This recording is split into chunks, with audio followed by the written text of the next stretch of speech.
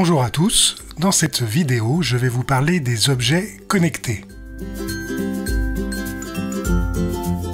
Pour bien comprendre mes explications, je vous conseille de regarder mes précédentes vidéos.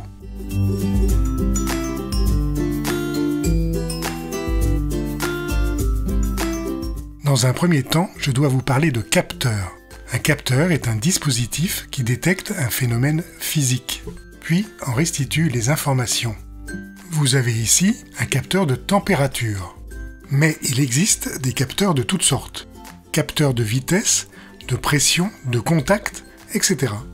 Les industriels intègrent ces capteurs dans des objets plus aboutis. Par exemple, notre capteur de température sera intégré dans un thermomètre électronique. En connectant ce thermomètre au système de chauffage de Zoé, elle peut, à l'aide de ce boîtier, contrôler la température de sa maison. C'est cela qu'on appelle un objet connecté. Je résume, un objet connecté est donc un dispositif équipé de capteurs permettant de recevoir ou d'envoyer des données par l'intermédiaire d'un réseau. Imaginons maintenant que Zoé se rende à son travail. Sa maison est connectée à Internet grâce à la box de son opérateur. Il en est de même de tout son système de régulation de chauffage.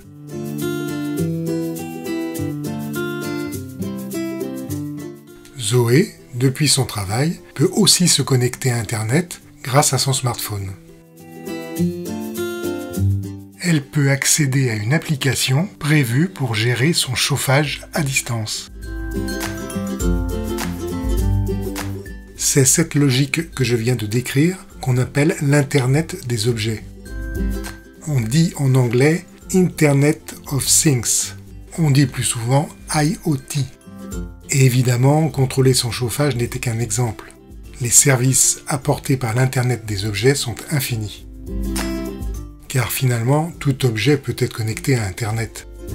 Il peut s'agir d'objets domestiques courants, mais aussi de ressources d'entreprise.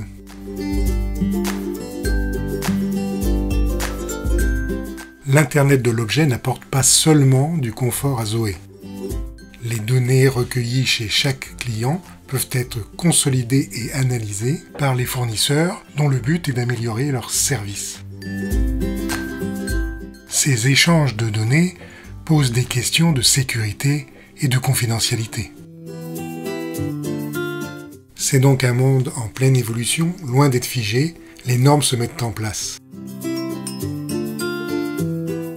Et chaque jour, les industriels doivent relever de nouveaux défis, les objets doivent pouvoir communiquer dans toutes les conditions, en mouvement, en sous-sol, à l'intérieur comme à l'extérieur.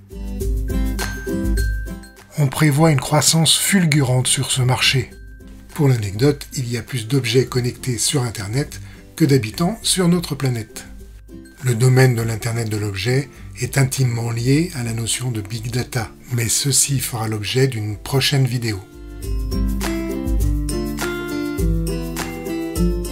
Je compte sur vous et vous dis donc à bientôt.